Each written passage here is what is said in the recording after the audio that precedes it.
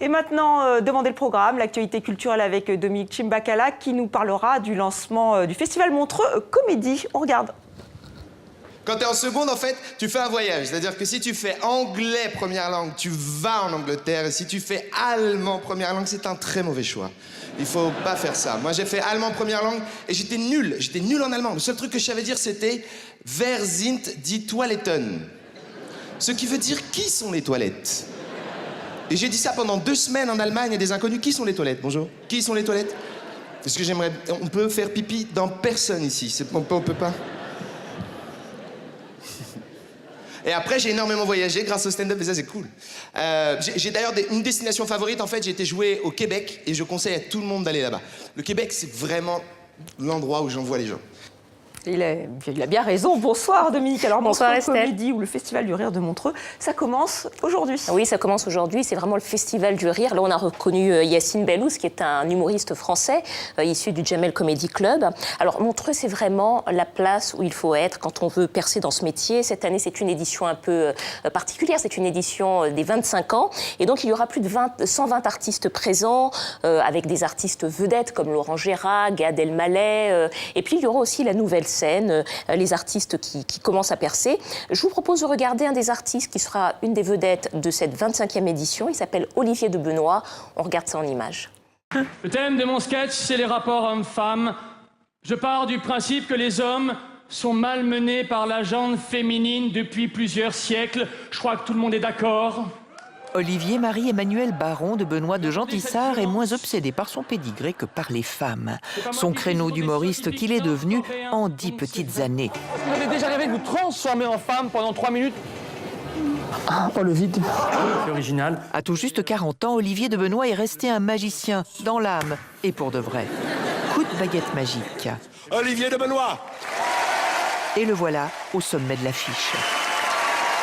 Chronique d'une ascension fulgurante, partie du camp de base dont on ne demande qu'à en rire, premier concurrent de la toute première émission en 2010, même pas peur. Ses meilleures plaidoiries, c'est chez Ruquier qu'il les a testées jusqu'en 2012. J'ai fait l'émission Rendez-vous en terre inconnue. Je me suis retrouvé dans un endroit où j'avais jamais été. C'est un tout petit pays. Pourtant, j'étais bon en géo. Je l'avais jamais vu sur une carte.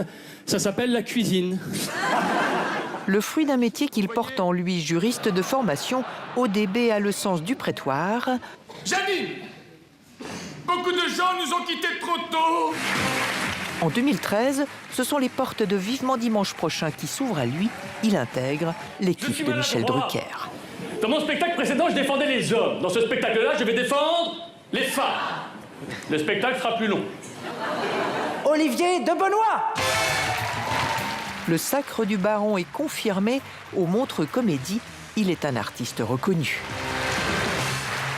Cinéma à présent avec la sortie du film Les Héritiers avec Ariane Ascaride. Oui, c'est un film qui est sorti hier, mercredi, dans les salles françaises. Alors, ça fait partie de ces films qui, finalement, auraient pu être traités sous forme de documentaire. C'est l'histoire d'élèves d'une classe difficile, d'un lycée de banlieue, à qui leur prof d'histoire décide un jour de leur faire passer un concours national. Au départ, personne n'y croit. Et puis, finalement, ils vont remporter ce concours. Et vous allez voir que cette aventure, ce projet dans lequel ils sont engagés, eh bien, ça va changer leur vie. Je vous propose de regarder un extrait de la bande-annonce. La croix jeune fille sous la veste, merci. Foulard, s'il vous plaît, merci, bonjour.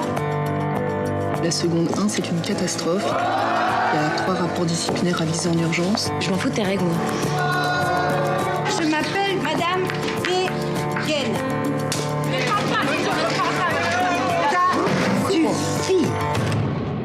J'ai réfléchi à un projet qu'on pourrait faire tous ensemble. Un concours.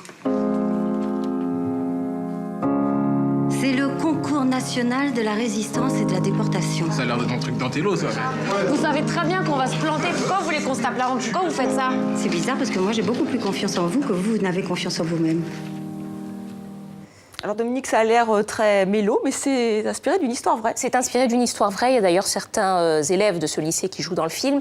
Et je trouve que la finesse et finalement la force de ce film, c'est de traiter de sujets comme ça, sans grand discours sur l'intégration, l'échec scolaire, etc. Mais en montrant qu'avec beaucoup d'exigences et un regard bienveillant aussi, et bien avec ses élèves, eh ben, on peut faire de grandes choses.